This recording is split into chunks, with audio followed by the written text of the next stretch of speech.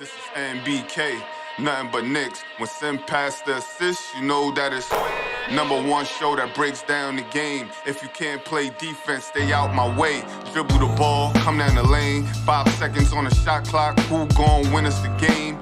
You wanna hear Nick updates and trade rumors? Postgame reviews, this the place you tune in. So tell a friend just to keep the ball moving. Like the page if you feeling the movement. Every game we coming to win. Give us a sub like a player that came off the bench. This is NBK, nothing but Knicks.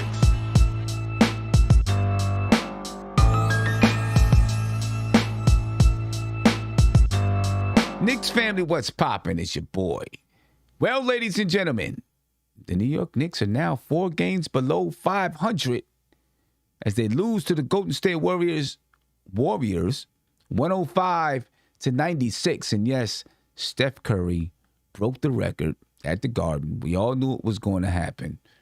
He got a nice ovation from the Garden crowd, much deserved. And then we were able to move on with the rest of the game. I thought it was done well and done with class.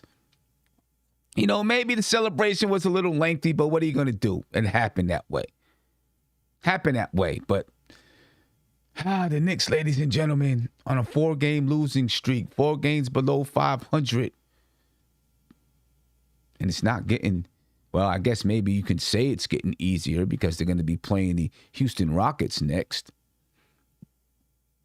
But I just don't know if the answers are here. I don't know if the answers are here, ladies and gentlemen. Taking a look at the box score. Let's bring that up right quick and we'll start to break this basketball game down. And I guess because Steph Curry broke the record, we'll start with Steph Curry and what he did on the night besides just the record. Steph Curry had 22 points tonight. 22 points, 3 rebounds, 3 assists. And the crazy thing is, though, ladies and gentlemen, it wasn't just Steph Curry. It's their entire style of basketball that the Golden State Warriors play that gives everyone trouble. There were multiple times when the Knicks played pretty good defense, but the ball kept moving, the man kept moving, and finally somebody broke free on a cut. And that's the way you play basketball. Jordan Poole, 19 points, 9 rebounds, and 3 assists for the Golden State Warriors. Andrew Wiggins, 18 points, 6 rebounds, 3 assists. Draymond Green, 8 points, 7 assists, and 11 rebounds. He also had 3 blocks. It's a good game from the Golden State Warriors. Play a really good basketball game. We all knew that coming in, but when you watch them play and you see them play, it just makes you say again, wow, these guys play good basketball. The ball moves. It moves fast. They cut. They slice. Every once in a while, somebody ISOs. But it's not overwhelming. And it's a pace that makes your defense work. Even when you're playing good defense, you have to work. Because there were times when the Knicks did play good defense. Obviously, there were times when there were people with open shots, wide open shots. No doubt about it. But there were a lot of times when the Knicks were closing out and they were rotating to the man that had the ball. And still, the Golden State Warriors found somebody that was free. As for the New York Knicks, they were led by Julius Randle, who, had an okay night. I'm going to say okay night. It's not just about the points for me. But he had an okay night. 31 points for Julius Randle, 7 rebounds, 3 assists. Shot 47.6% from the field and 62.5% from the three-point line. He was 6 for 6 from the free throw line. Couple of defensive mishaps from Julius Randle. And he kind of scored in bunches. He was struggling in the first half. He had a big third quarter. Then he sat out. Then he was iffy a little bit in the fourth. And then he hit a couple of shots, but it was a little bit too late when he hit some of those shots in the fourth quarter. Derrick Rose had 15 points, 6 assists, and 4 rebounds. Alec Burks Didn't really play a good basketball game. He had 14 points, 4 assists. He was 26.7% from the field. He was 20% from the three-point line. Of course, Evan Fournier did nothing, did zilch. Ladies and gentlemen, we got guys coming from the bottom of the bench. I'm talking the last pine on the bench. We got guys coming from the last pine on the bench and outplaying Evan Fournier. Miles McBride, 8 points tonight, 4 rebounds, 1 assist. 50% from the three-point line. Played 20 minutes. Played some good defense. You know, he's a guy that can dribble the basketball a little bit. He'll dribble it a lot, but I was okay with what he did tonight. Because his first chance getting to play, like really play some minutes in the NBA. So I loved what he did, to tell you the truth. Kevin Knox played another good basketball game. 9 points, 7 rebounds. He only took 4 shots, but he knocked down his shots and he knocked down his free throws. He was 2 for 3 from the three-point line. Mitchell Robinson, 2 points, 2 rebounds. What can we say? I don't know. I don't know, man. We're just not getting production from the people that we need to get production from, and it's troubling. Steph, how you doing this evening, Steph? I'm doing good, Sam. You can hear me okay? Yeah, I can hear you. The sound and your voice is, the sound and your movement is a little bit off, but it's all good. It's good. Yeah, Sam. I know we got zero tolerance for the for the mic in the video. I'm doing my best down here. Nah, it's good though. We good. The sound is good. That's the key. Okay. All right. Yeah, I'm gonna shout out to you, Sam, and the panel. Excuse me, in the chat. I miss you guys. You know, I didn't expect us to win in this game. I thought would be a long shot. I liked the way we showed, for the most part. I liked the way Randle played. I wish he would have been more aggressive in the first half. I liked, he took some fadeaway mid-range shots, and I got to be honest, I like that better than the almost shot pass out. Just take the shot. So he looked okay. Fournier, I don't know. I'm about ready for Fournier to be out the rotation right now. I'm ready. Super situational, Yeah. I like Knox. Knox looks really good. Not just his shot. I thought his defensive intensity was there. He had 7 rebounds. Yeah. I really like what I'm seeing from Knox. And McBride looked good. McBride, looked good as well. Burks was off. If Burks hits 4 of them shots, maybe we have a shot at, winning the game. Yeah. So Burks was really off tonight. And I'm just kind of getting tired of IQ. He's just getting just a tad bit annoying to me, just with his shot selection. If he's tightened that up a little bit, that would help us a lot. But all in all, it wasn't a bad showing. It wasn't a bad showing, and I'm really ready for Evan Fournier. I'm ready for him to be out the lineup. I put Kevin Knox in or Quentin Grimes. I'm just ready for him to be out the lineup. I need the Knicks. I want the Knicks to move on from Evan Fournier.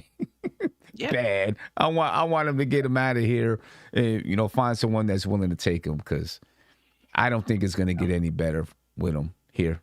I just don't. I don't see it. I'm not seeing it happen. Yeah. And I wanted it to happen. I really did. I wanted it to work out, but I'm not seeing it's going to work out. I think Tom Thibodeau knows it's not going to work out. You know what I mean? They just got to do something. We'll see if it happens. We'll see. But I'm hoping though that Thibodeau found. I'm hoping for Tim Thibodeau, maybe it's like he found gold. You know what I'm saying? And really did realize that guys like McBride and Knox can bring something to you and bring some value to the team. You know what I'm saying? Because Kevin Knox is his jumper is his 3-point shot is money. Anytime he's letting it go, and this is obviously he'll have some bad games if he gets some playing time. There's no doubt about it. He's gonna have some bad ones, but when he lets it go, you feel like it's going down. Yeah. Or at least it's got a chance to go down. You know what I mean? Yeah. Yeah, definitely.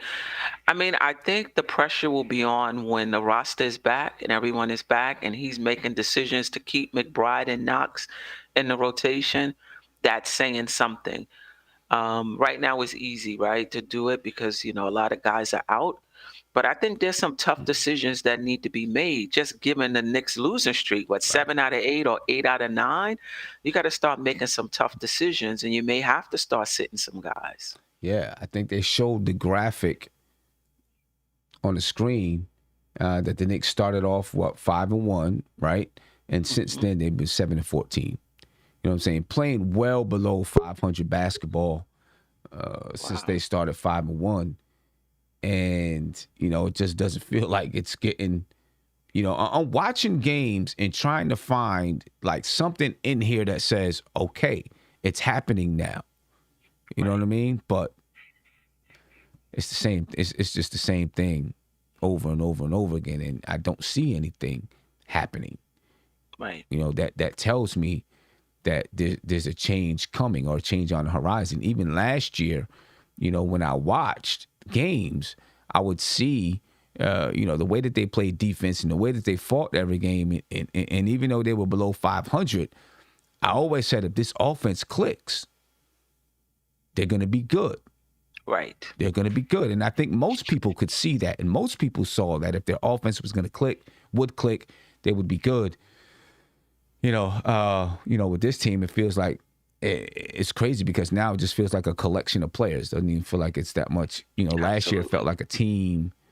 Even when they weren't playing well, felt like a team. This year it feels like a collection of players. Right. It's definitely troubling. I want to give a shout out to, let me see who I'm giving a shout out to. Riley, thank you for the super chat. He said, Tibbs gave this game away by not playing Deuce and Knox more minutes. No burn in the third quarter. And were the court until late. Play our young boys over playing our vets. I'm sure he could have played them more, and hopefully they would have produced more if he would have played them more. But, this is what it is. And Riley, again, thank you for the super chat. He said they were the only plus minus on the court until late. Okay, I got what you're saying. I don't know. I don't know what to do. And the tough thing is, as we get back to and people start to get healthy and they get back on the court, you're probably not going to see McBride much. Maybe you're not going to see Grimes much, and you're probably not going to see Knox much. Although there is at least a spot open in that 10-man rotation. Right. And Grimes or Knox should probably have that spot. I would think it would be Grimes first because he's been getting minutes before Knox, and he's a better defender. We'll see. Guess we'll see. But I mean, overall, I don't think the Knicks played a horrible game tonight. You know what I mean? It could have been a lot worse than it was. They fought, they battled a little bit. Randle finally had a good scoring night, which is what kept the Knicks in the game. We needed someone else to step up and have a good scoring night along with them. And that just, that just didn't happen. And obviously you're going to be pointing to Fournier because he's the one getting the money. You know what I'm saying? Before I get to Mark, looking at some of the numbers for tonight. The Golden State Warriors 49 rebounds, the Knicks 35. I'm not sure if that's totally accurate. I'll get the final. Let me get the final numbers on that. I don't know why. Every time I bring these charts up, it's like the NBA takes a while to update them. It says Golden State 49 rebounds in the box score, the Knicks 35. So maybe that's the accurate number. That's troubling. That's troubling. Yeah. 28 assists for the Warriors, only 18 for the Knicks. 3 steals for the Warriors, 6 steals for the Knicks. Both teams had 6 blocks. 12 turnovers for the Warriors, only 8 for the Knicks. Took care of the basketball, but you got to do something with the basketball, even when you take care of it. You know what I mean? 37% from the three-point line for the Warriors, 38 for the Knicks, 74% from the free throw line for the Warriors, and the Knicks shot 91% from the free throw line.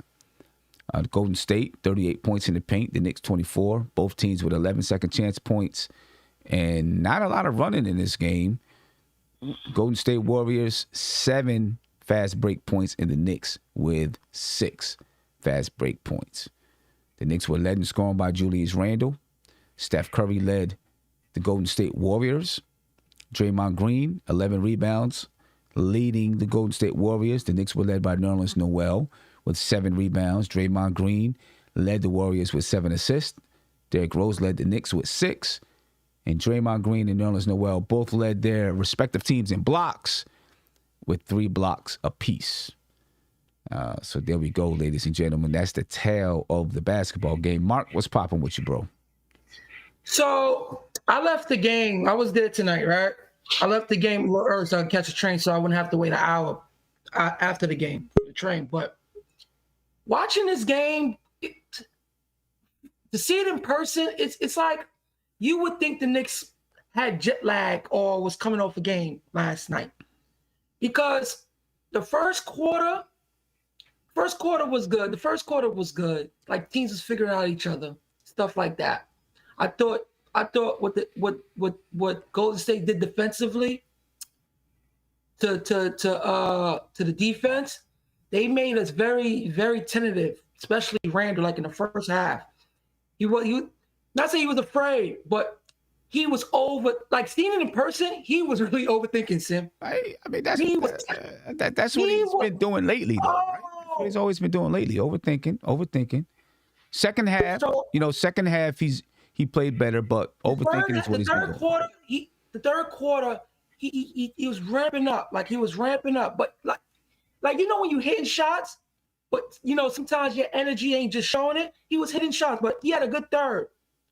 But I thought IQ took some dumb shots that could have got it, that took the momentum that we had.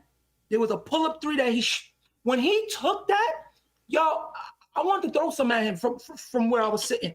I was sitting very close where I could have threw some at him.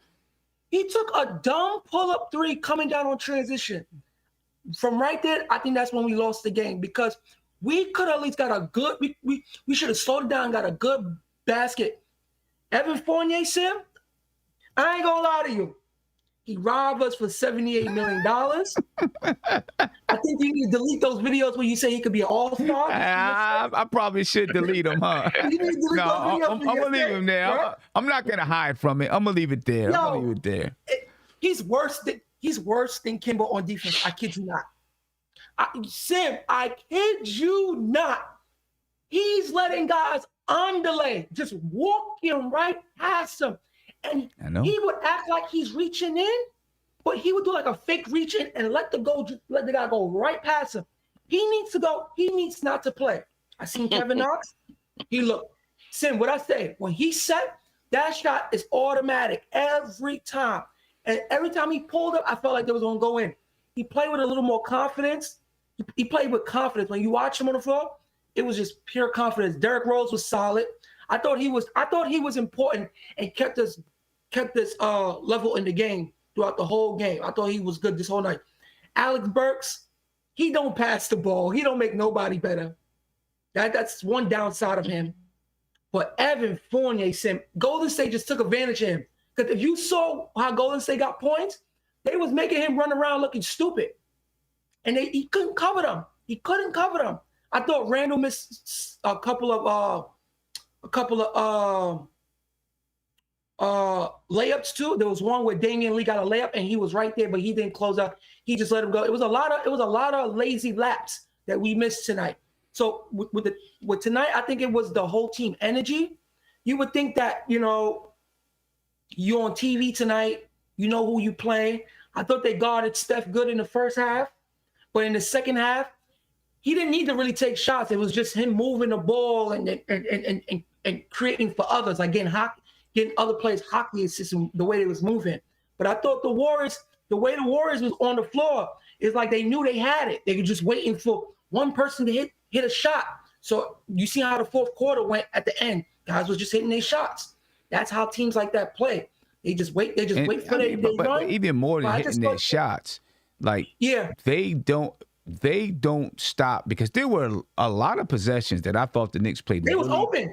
But there were a lot of possessions I thought the Knicks played really, really good defense. The Knicks played good defense. That the Knicks played good defense, but the Warriors continued to move the ball, not just move the ball, but guys cutting, right? Mm-hmm. And if you don't get the pass off the cut, they're not standing there. They continue to curl out, and then somebody else cuts right behind them. You know what I'm saying? Right. So with all of this man movement, eventually, I don't care who you are, eventually somebody's going to come free. Somebody's going to come free. It was a couple of late laps that could have kept us in the game, but I thought the game was over like in the 7 mark in the fourth quarter. Just the energy was off, and Randle hit those shots, but by the time the game was over, just in the energy, it was just weird, bro. It was on and off. Let me get to my man Mo. Mo from Knicks is here. Give it up for Mo joining us here on the panel. What's going on with you, Mo? Appreciate you, my brother. Thank you for joining us. Hold on. I don't know if you're muted. Yeah, you're muted. There you go. Oh, there we go. Hey, Sim, thank you so much for having me. I see my partner Nafi just joined. Yeah, Nafi, what's going on, man? Both thrilled to be here, man. Thanks for having us. Yeah, without a doubt. We got a little bit of feedback from somewhere. But Mo, well, Nafi, what's going on with you, man? How you feeling? Not too bad. Probably better than the Knicks are looking right now lately. But happy to be. It's been a while since Nick has had the honor and pleasure of being on the MBK Postgame show. So yeah, I appreciate you for being here, man. Talk to us, man. How y'all feeling about? How'd you feel about tonight's game? I'll start. I mean, it's better than I expected, honestly, when you go head-to-head with the Warriors game, when you're down by 3 players. RJ's out, Obi's out, Quentin Grimes, who had his best game last game against the Bucks. I kind of expected the worst, but the fact that the Knicks lost by less than 10 points against the Warriors on Steph's night on national TV, I wasn't that disappointed, but I was more so disappointed because there are a lot of mistakes that they made that didn't have to be made. Tibbs didn't have his best coaching game. But it was nice to see Quentin Grimes stepping up. It was nice to see, the rookies and the young players stepping up. And I think Mark was getting in on Fournier earlier. I think the difference between Fournier and these young guys is that Fournier now is complacent because he got the bag, and all these rookies that are finally getting in, they're playing to get those minutes, and that's why they're outperforming the vet right now. So it was disappointing to see Fournier just doing his cardio, but it was a nice surprise for me to see Deuce come in and just wave off Randle and do step back threes this game. I was happy to see McBride perform well this game, just as happy as I was seeing Grimes perform against the Bucks last game. Yeah. Hopefully Tom Thibodeau is going to recognize that he can use these guys a little bit more often. Speaking about Grimes, McBride, and Knox, and use them a little bit more often and try to fit them into the rotation and maybe move some guys out of the rotation. Fournier, you know what I mean?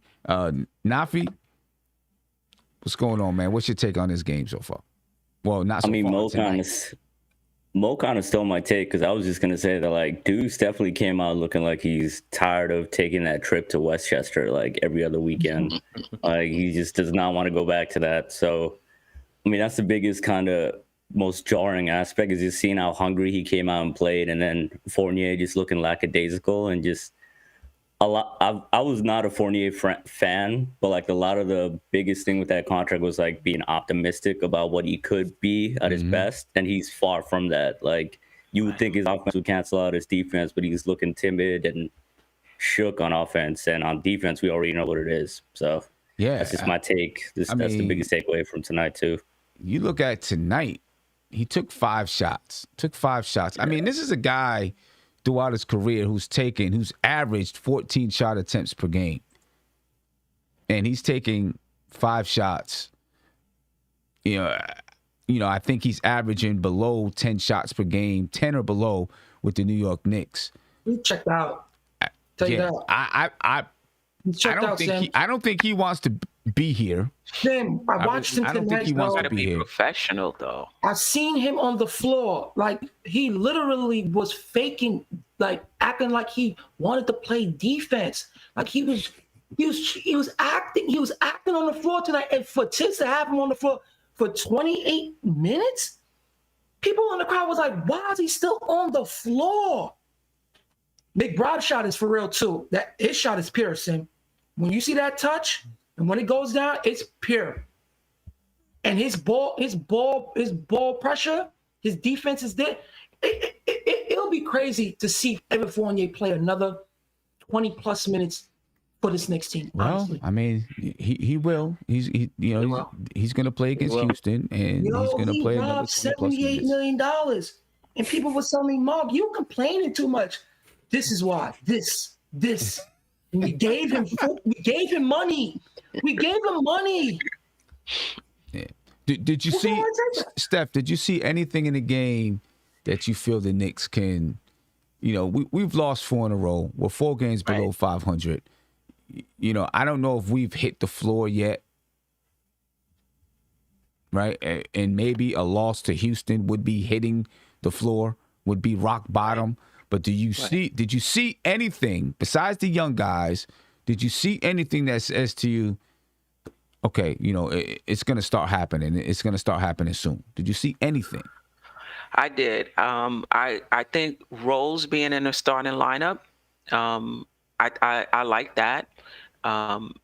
Randle allowing other people to bring the ball up the court, actually giving them the ball and going to the corner or wherever he was going gives me hope that he can give up his facilitating duties. Randle being more aggressive, like he was taking like under 10 shots. I'm not sure how many games this season, but him being more aggressive and more decisive, that gives me a little hope. 8-10 shots a game is just not going to cut it the way this team is presently constructed. I think that's pretty much about, and Knox. Well, Knox, I guess if you consider him one of the young guys, Right. Knox. I'm a little down on IQ right now. He gotta go. Yo, Sim, no. No, seriously, like he's like a wild Pokemon, just doing whatever his shot selection is really bad, bro. Because that pull-up 3, I swear to you, Sim, yo, that broke the game for me. When he took that 3 after Knox hit a shot, and we got the rebound, and he came down and took that 3. We did not need that, and we was down by 6. And that's when he shot the 3, and then the Warriors went back up 8 with the layup by Bjelica. And that, I think that's what closed the game. No matter what the Knicks would have done, that play right there was the most glaring one. Guys next to me was like, what was that? Right. Yeah. Nah, You have to watch him. I get it. He's friendly. I get it. He can't run the point. I'm sorry. He can't. He cannot. Nafi, are you cool? Are you cool with taking Derrick Rose and putting him at the point guard spot, and when RJ gets back, letting him play the 3, Alec Burks at the 2, Randle at the 5, and then Nerlens Noel at the center. Randle at the 4 and Nerlens Noel at the 5. Do you think that's the way to go about it? You heard Steph just say she likes Derrick Rose at that point guard spot. Nafi, what do you think? Is that the way to go about it? I think honestly that's the way to go, just because D Rose is just the most trustworthy option we have at the point. At this stage, I feel like regardless of whoever starts at point, you just got to take Fournier out of that starting lineup. I mean, at this point, that's what's clear to me. At least I feel like with D Rose in the starting lineup, that'll be a major boost. But with RJ and Burks at the wing, I think it's going to be crucial to making that be the optimal starting point guard for us, because I feel like I'm ragging on the dude. But Fournier, I think he's better suited to be how Gallo is used by Atlanta, just coming off the bench for 20 to 25 minutes at this point. And it's kind of disappointing because we paid him that much money, but I do think it'd be the best move to take him out of that starting five, put D Rose in there with Burks, and hope RJ's healthy soon. Man, Mo, how and I'm gonna get to a phone call soon, right after Mo. How bad is it gonna look on the Knicks, the front office, if both Kemba and Fournier are out of the lineup? It would look terrible. I think at this point, the main reason why Fournier is getting his minutes is probably politics. It's more than just the game. It might be out of Tibbs' hand at this point to take him out of the rotation. Maybe that's why Elfrid Payton played as many games as he did at the starting lineup last season. I think the best that Tibbs can do right now is just to reduce his minutes, but I don't think he's going to take him out of the rotation. I think, playing Rose at the starting point guard, I think makes sense overall from what we see. But when you look at the number of minutes he played 35 minutes this game. I think he played like 36, 37 last game. Rose can't do them. And we have a formula right now with the Knicks where we have one of the best benches in the NBA. You don't really want to mess with that. But at the same time, the Knicks are terrible in the first quarter and what we see in the third quarter. So, you kind of got to pick your poison. So, I don't think Fournier is going to be taken out of the starting lineup, but I think his minutes will be significantly reduced so he can start feeling that pressure to step up. You think he would step up with Kemba being taken out of the rotation, but I think since he sees himself as a $78 million man, maybe he feels that he doesn't have that kind of pressure to perform at the level that we expected him to perform at. Yeah, I don't even know if the bench. We don't even know if the bench is the same right now because Alec Burks is taken out of the bench, elevated to the starting lineup, and so I guess time is going to tell whether or not we still have that same powerful bench that we had earlier in the season. Let me get you a phone call here. Spree, what's popping with you, man? Hey Sam, what's going on? I'm good. How hey you man, feeling? I appreciate you taking the call. I got comments on two players. All right, that's all I got. Mitchell Robinson, he doesn't know how to set a screen. He doesn't. Yeah. I mean, when you watch him, like he's just not. He doesn't set a screen. It's like it's not. He doesn't actually affect anything when he goes out there to try to set the screen. It drives me nuts. Like to me, I'll be honest with you. If he can't set screens in this offense, then I'd play Jericho Sims. I'm sick of watching Mitch just lollygag around, clog it up, set a screen.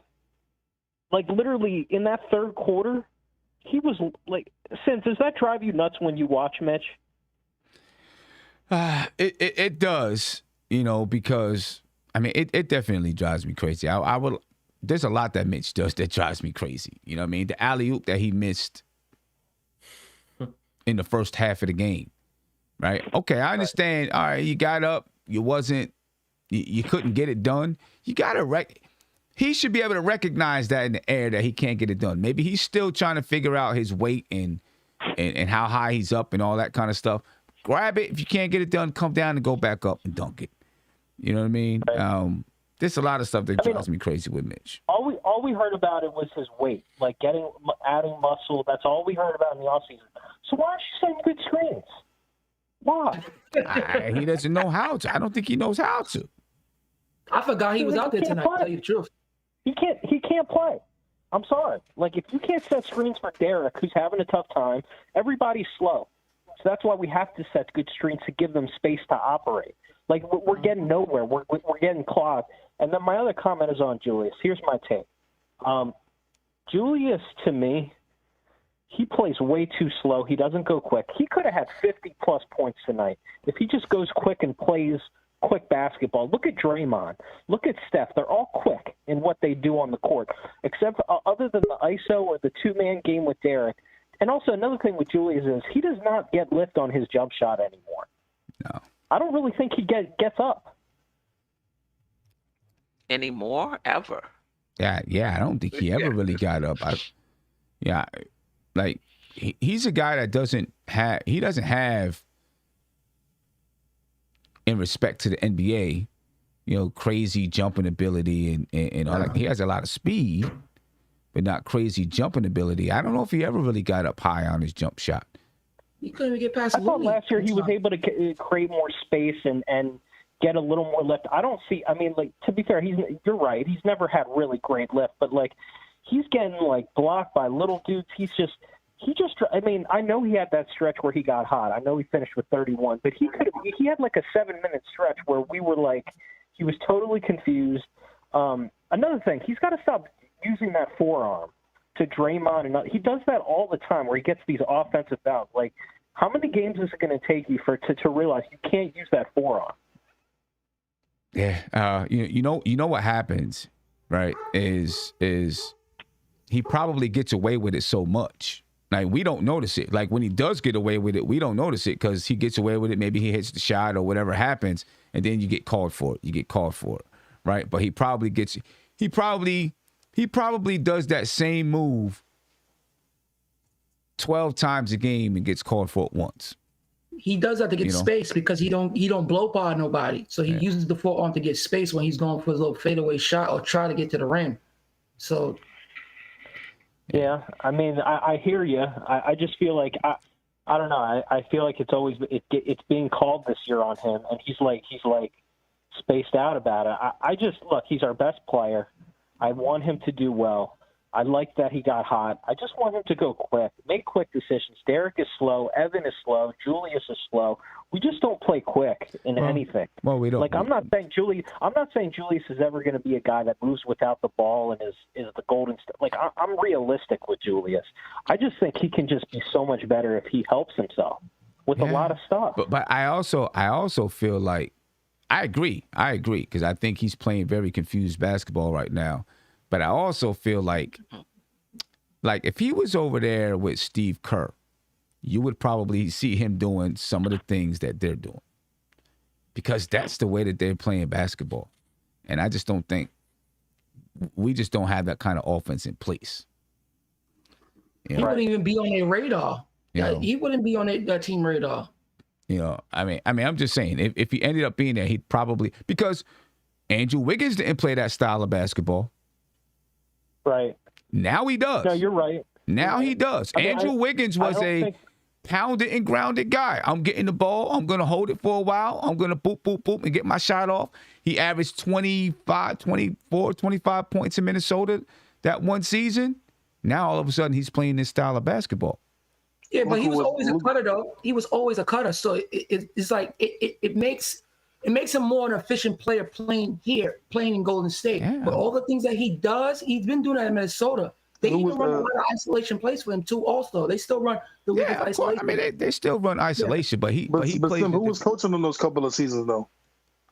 I mean, what I'm saying is, we're talking about the players on this team and the way that they play, and that's what I'm pointing to. Tom Thibodeau's coaching style offensively is this is what we see what it is, and you see what Golden State is, and they do a lot of cutting and slashing and moving and play that fast style of basketball game. They just play with energy, bro. I'll tell you that. And Wiggins didn't always play that fast style of game because that wasn't the system that he was in. Now he's in the system and he plays like that.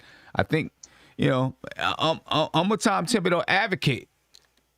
I'm an advocate, but I do feel like, I don't feel like the offense has expanded as much. And probably if guys were hitting their shots, I would probably be thinking different. So, Sam, to be fair, though. Hold up. You look at Kevin Knox when he comes in the game. Like, the one thing I'll say about Knox and McBride, they're quick. And what they do, like, they can just ball and, they go. They hit their spots. They're quick.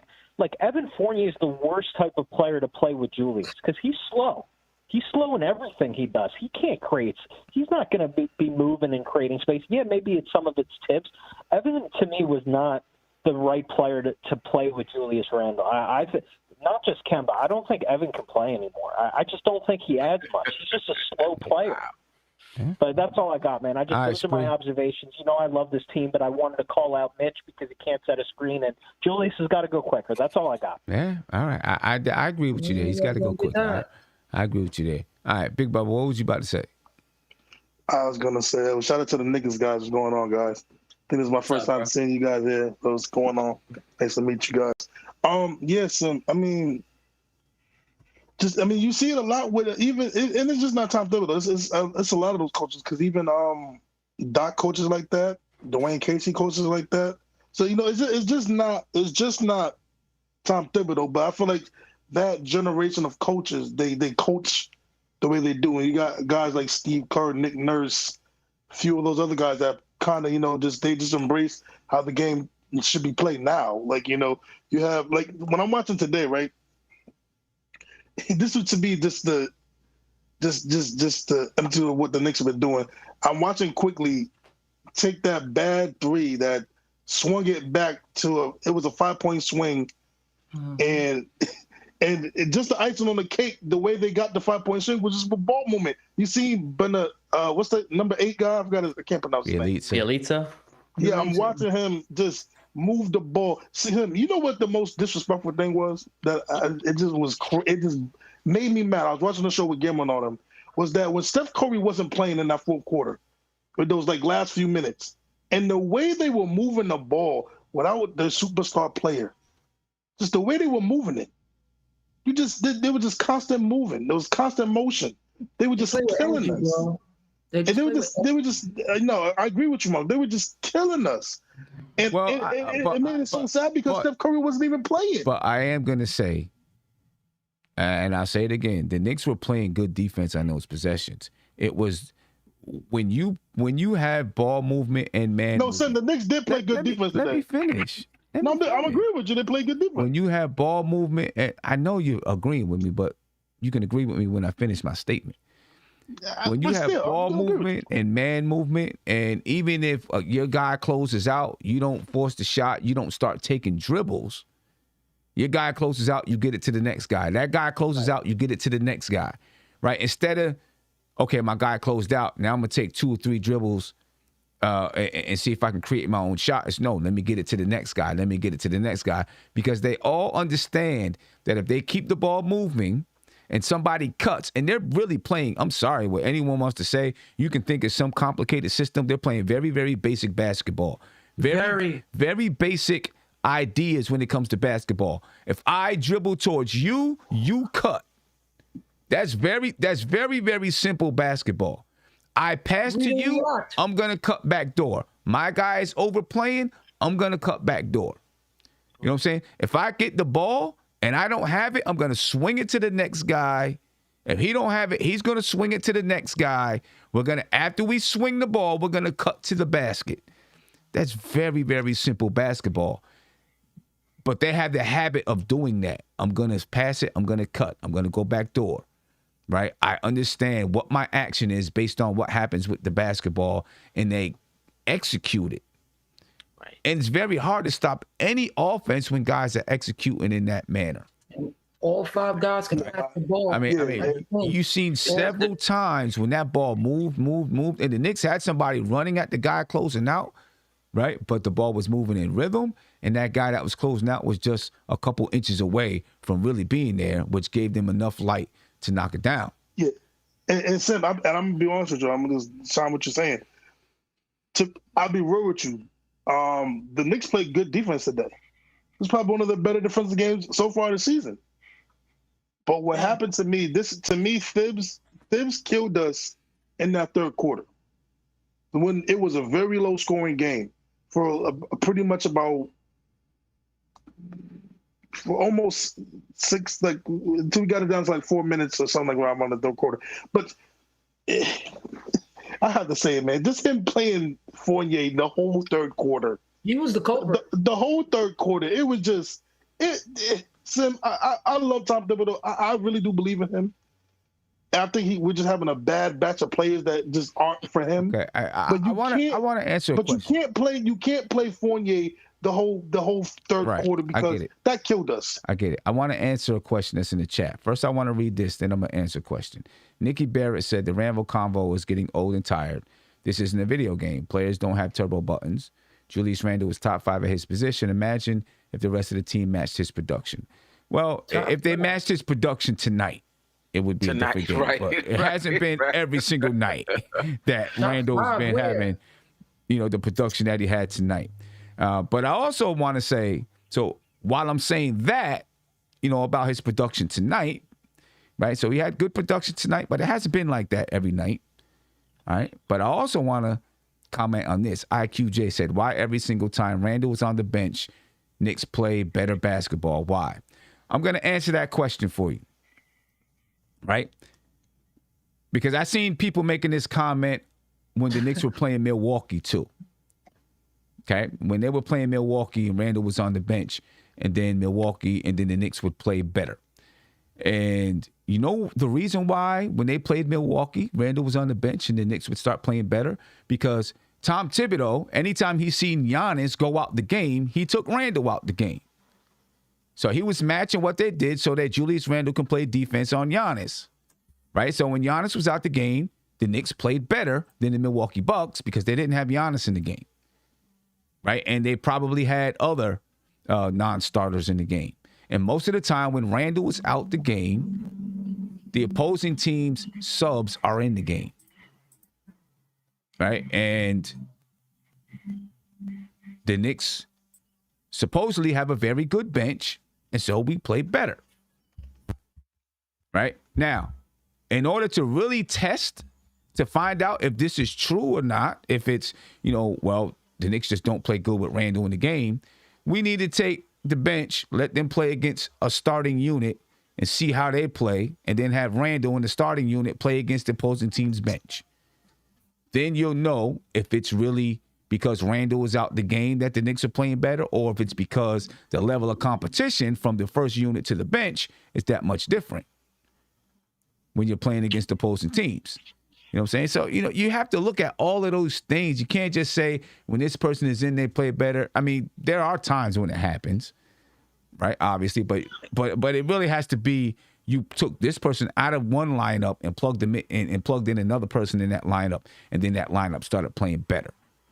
It's just two different playing styles. You know what I'm saying? You really can't just say it's just because he is or is not on the floor that the team is playing better or worse. Right, because it's going to depend on who with the other team is on the floor as well. But Sim, to be fair though, the way Randle's been playing, he hasn't been good. He hasn't been acting on the defensive end. I mean, even today he was playing lazy on the defense. I mean, that one play with Draymond Green. Yes, I know Draymond is not a great shooter, but Lord have mercy, he could count all the spots on the ball the way he was just that wide open. He took his time to make that shot. And I'm not saying that, but Draymond Green is also a starter on the Golden State Warriors. But right? What I'm saying to you is, I say this: if Randle was not there in the third quarter, the Knicks would have been blown out. True or not? I beg to differ because the defense. Hold on. I beg to differ because when you had them young boys playing, we was right there. But in the third quarter, when the vets came back in, we lost the lead. In the third, hold on, whoa, no. I'm talking about the second quarter. No. I'm talking about the third quarter. The Knicks had the lead going into the third quarter.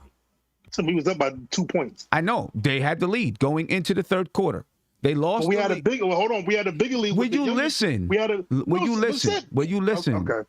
All right. Let me talk. You keep cutting me off. They had a lead going into the third quarter. They lost the lead. They were on the verge of getting blown out. The only person that was scoring points in the third quarter for a long stretch was Julius Randle. But that was still his fault. Oh, okay. But hold on.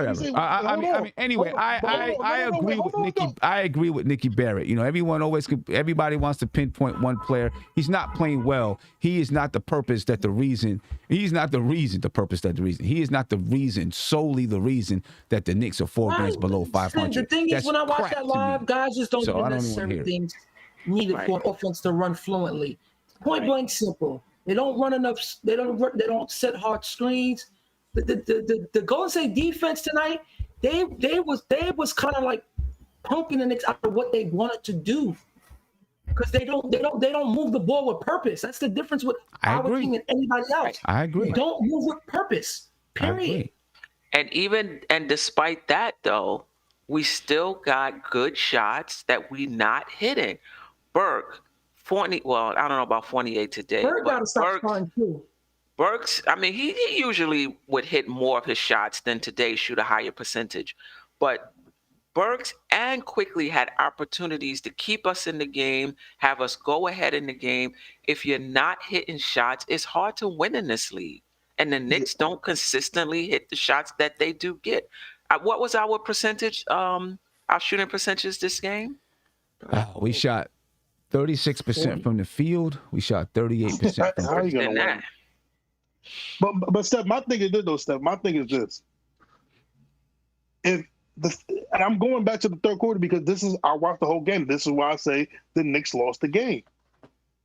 There's no reason why Evan Fournier plays 29 minutes. But I know we get that. You said that, but we were having a different discussion. We were having a different discussion. But Sim, hold on. My thing is the whole third quarter, fam. Okay, we know Julius Randle scored. We know that. I'm saying this as a coach. You got these guys that are not hitting shots. Brooks was breaking the game. Fournier is terrible. You had them play the whole third quarter when it was a tight, contested game. When you had young guys, when you had McBride that went 2 for 2, that was playing good. You had Kevin Knox hitting shots. You had those guys on the bench the whole third quarter, and then you want them. You played them in the second, then play them in the third, and then you want them to get back in rhythm in the fourth. What I'm saying to you, Isaiah, is I understand your argument right now and what you're saying about Tom Thibodeau. The conversation that I was just having wasn't about Tom Thibodeau and his rotations and who he put in the game. The conversation was about Julius Randle and whether the game is being played better with him on the floor or not. So what Tom Thibodeau did with the rotation is not what we're talking about. Well, we need to talk about it. All right, that we already did. You said that as soon as you came in. You said that. Kodak Touch. He said, I think it's not about us playing better without Julius in the sense that we scored more points with him out the game. It's about our style of play when he gets out the game. And I get that. I understand that. I get that. And, the style of play is definitely more appealing. And that's why I'm saying it's better, or is he saying it's worse? He's saying the style of play is better when Julius Randle is on the bench. Yeah. So okay, I agree with that. Right. He's saying the style of play is better. It's more free flowing, this and that, in the third. And this is why I said you really have to test it and see, okay, let me take these bench guys or this group that doesn't have Randle and play them against another starting unit. See if we get the same free flowing type of offense or free flowing style or not. You know what I mean? I think it will, because with our bench, we move the ball side to side most of the times to get opportunities to get open shots. It's about the speed that the first unit lacks very much so. Especially, it's just the speed, the overthinking. Because I thought Draymond had Julius Randle at times not wanting to shoot the ball. He had wide open shots, and even till the end, Golden State wanted Randle to take those shots. It wasn't. If you watch Draymond, they was baiting him not to come nowhere near the paint. They wanted him to take. Lucky thing he hit the shot, but they wanted him to take the shot. So for them playing, they played the right defense the whole night. Julius Randle was coming back with threes. He took some tough ones, but I thought the rhythm of the game, Draymond kind of took Randle out. Because there was times where he just had him passing the ball. And people, I don't know. That's what he does I don't know anyway, if that's Draymond. That's the problem with Randle. Exactly. I don't think that's Draymond. Anyway. That's him. Yeah, I don't think that was Draymond. I mean, that's him this year. Just right. passing the ball and not being aggressive. Right. But listen, this is what I will say. It's okay for the second team to have a different style than the first team. Yep. You see that a lot where the second team comes in and it changes it up a little bit. Our starters can't play like our second team. They're not quick. They're not fast. They don't play that type of ball. They don't have anybody that can play like Obi plays in that second unit, in our starting unit, excuse me. Obi gives a lot of energy. He stretches the floor. We don't have that in the first unit. So it's okay for the second unit to have a different style, a different identity than the first unit. That's totally fine. But Steph, you know what the biggest is? Your second unit shouldn't be better than your first unit. I agree with that, but we're talking about styles of play. You're talking about efficiency. So, yeah, I do think the first unit does need to be efficient. But listen, we could talk about schemes. We could talk about rotations. You have to hit shots. The Knicks this season, I wonder what our field goal percentage is for the season. We're not hitting shots. They're dwindling. They're dwindling. It's getting worse every game. And it's just, I just want people. I want people to just look at the game a little differently than just surface stuff. Like Greg says, when Randle was on the bench, we played better. We had the lead, and when the coach subbed him and Evan back in the game, it was over at that point. I want you to go back and also look at who did the Golden State Warriors have in the game when Randle was on the bench, because that makes a difference. That's all I'm saying. I mean, okay, but hold on. I think this is to me that is surface stuff. That's surface. Oh, you're watching Randle, so when he goes out, oh wow, they're playing better, but you're not paying attention to who the other team, who is the opposition at that time. Sim, a lot of people are surface. But Sim, look at the Warriors. But let's be real. Take Steph Curry out of that. And look at the Warriors starters. They're not the Warriors from 2015 to 17. They're not those Warriors. These guys are G League guys. These guys are guys that were late first round picks. These guys are not extreme high level starters that you expect from other title teams. Chemistry, though. The chemistry. They're title contenders. Yes, that's what it is. It's the chemistry. It's not that. And again, I get what you're saying, but it's not like when the second unit plays, the talent level dips so far from the Warriors. No, this team is just organized, well won, and they play their system. It's not these high end starters that you see on the other teams. Name the Warriors starters right now. Draymond Green, Steph Curry, Andrew Wiggins, Jordan Poole. That is a very good starting lineup, bro.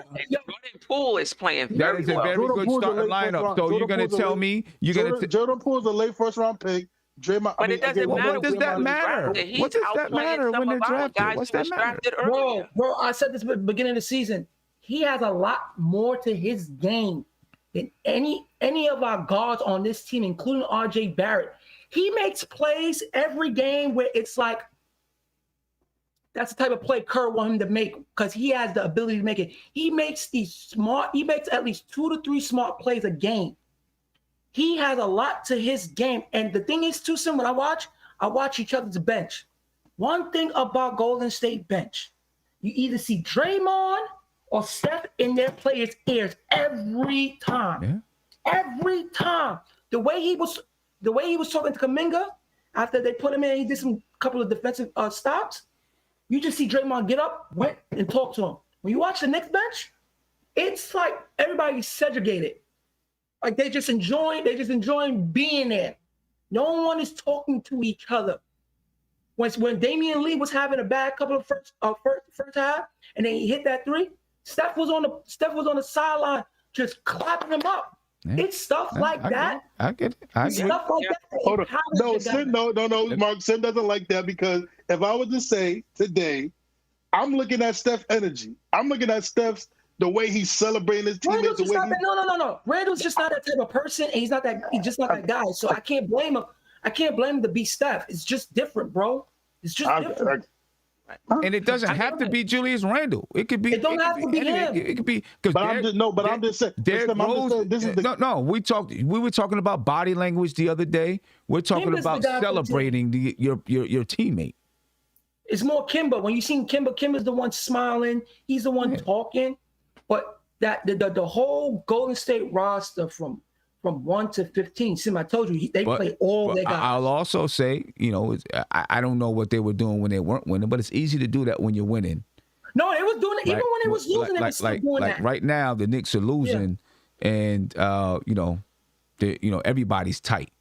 Riley said Bubba is right. The issue was the third quarter. Evan and Burks played too much in the third. Should have played Knox and Deuce those minutes. In the third quarter, they had a positive plus minus. Hey, I want to talk about Kevin Knox. Kevin Knox. Old Head, thank you for the super chat. He said, Warriors have constant movement on offense. Knicks offense is a 2-man game with the other 3 players standing around. That's very true. They ain't lying. That's very true. Kevin Knox. Knox. The only one in the NBA that does that, though. Sim, I like Knox, man. What'd you say, Steph? They're not the only one in the NBA with that type of offense. You could look at any game and you'll see the action on one side and the other guys spread out, though, waiting to, for passes off of the reads. Everybody doesn't play like Golden State. Right. No one plays like the Warriors. No one. Let's talk about Kevin Knox, man, because I've been a guy. I like Kevin Knox. I've always thought Kevin Knox had the ability to be a good basketball player. And obviously, I'm not saying he's a star player right now and all this kind of stuff. I always thought he had the ability. He's been playing well over the last 2 games. Right, 9 points tonight. Shot well from the field. Played well against Milwaukee. Had 18 points. He looks like he knows what he's doing out there. His shot is pure. He's playing defense. He's trying to hit the glass. Steph, what would you, if you were the Knicks right now, would you look to keep Kevin Knox and say, okay, we want you to be a part of this, or are you looking to trade him because he's playing well? The only reason I would trade him because Tibbs is not going to play him. Yep. That's the only reason I would trade him, because Tibbs is not going to play him once the other guys are back. If it was up to me, especially last year, he would have stayed in the rotation, especially during that stretch when Obi was really struggling. And right now, this is a tough situation. I don't know if the front office is going to allow Tibbs to bench Fournier and Kemba. I don't, so this is a tough situation. But I would like them to keep him and put him in the rotation. If you're not going to put him in the rotation, then see if you can get something for him. Yeah. And his shooting touch tonight, Sim, I tell you. We need it. When he is set, the only one hitting shots. Like watching him and just the release point, and he still has that quick first step. That's why it's a shame that we just don't even play him for 10 minutes. He can give us good 10 minutes because you know what he's doing, Sim? Every time he get the ball, he is shooting it. He ain't waiting on nobody. He is shooting it. Go. And just how he's grabbing rebounds, that's what you see the confidence. Just the way he's grabbing rebounds, he's getting in there. I don't know what is up with Tibbs. I don't know if he's trying to self-sabotage himself. But it's kind of stupid not to play him, in all honesty. Because I told you with Golden State, they play every single body, even if for 2-3 minutes. Because I thought he should have kept Kuminga on the floor, because when he came in, the defense got a little better and they got easy points. But for him to go with this 9-man rotation like we in a playoff or we some proven team, it is a disservice to us every night, because we cannot rely on every guy on our team. Everybody has to pick up the pieces. Right. But Mark, I will say this. Most coaches don't go over 10. I think what Kerr is doing is not something a lot of coaches do, which is get people in there for 3 minutes, 4 minutes, 5 minutes. A lot of coaches don't do that. A lot of coaches want to have their set rotations, want to have their teams build the chemistry, teams that play together. Listen, Golden State, like Sim was saying, they just play fundamental basketball. Whereas you could just put anybody in there, and as long as they know how to read cuts and whatever, it doesn't even matter. Right? The Knicks don't have those types of players. You throw one person in there, the chemistry is off. They just don't have that. That's true. We never practiced with that player before. Watching them tonight, or just watching them on a nightly basis, it made me hate watching the Knicks. Like, I get mad. That's a do-bit, yo. That's a do-bit. The Knicks, yo. I would watch Golden State, and then I would come back and watch the Knicks and be like, I hate this team. But you know what it is, though, Mark? You know what Steve Kerr was able to do? He was able to take the teachings of Greg Popovich and put it on the Golden State Warriors. You know what I'm saying? From the 2010 Spurs. He trusts guys too. But it also comes down to this is how we play basketball.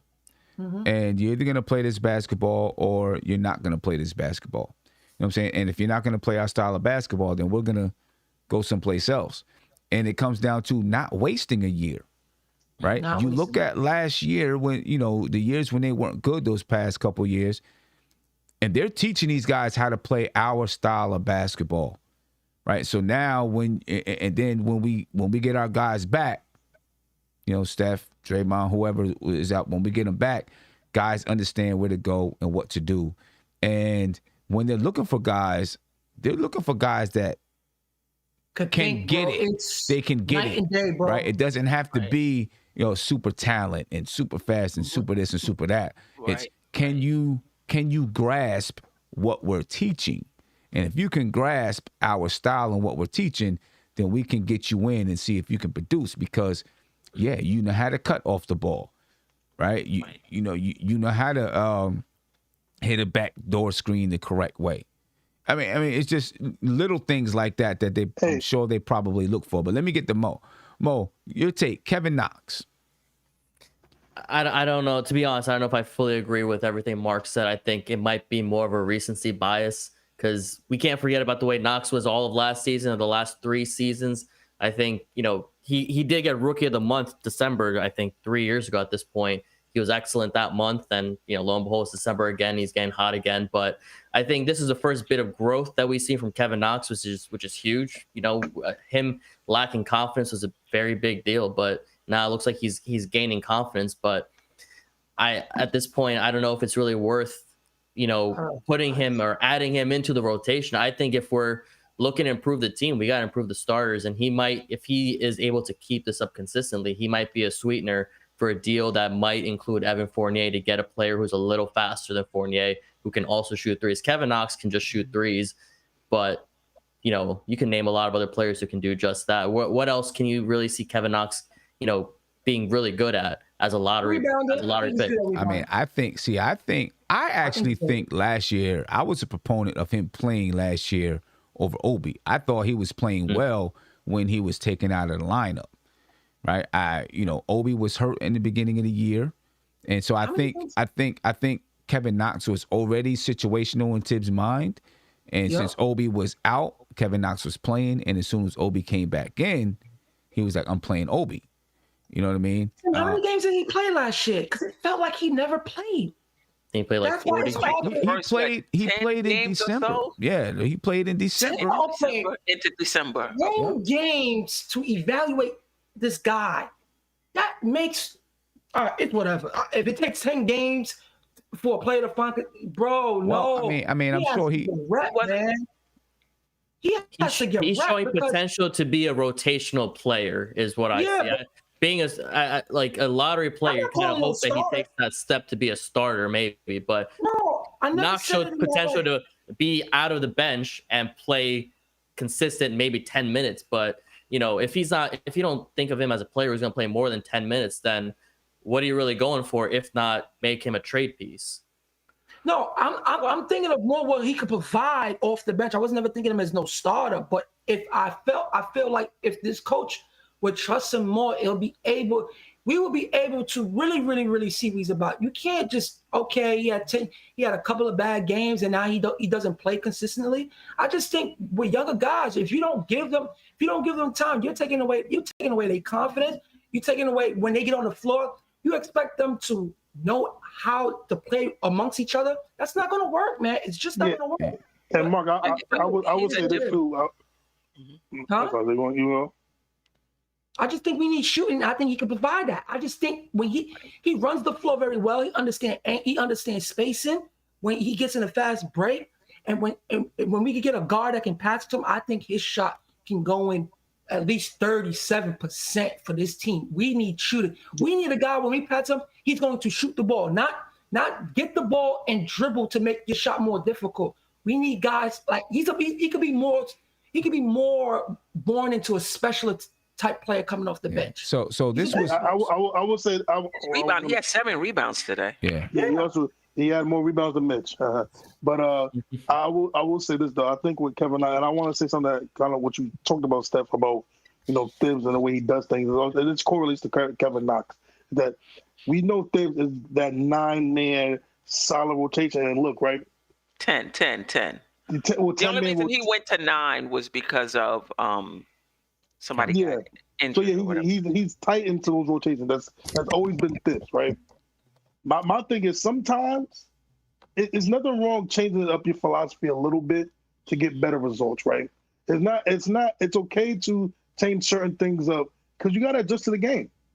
One thing about Greg Popovich that I love is that the Greg Popovich in 2003 was not the same Greg Popovich in 2014. He changed his style up a little bit.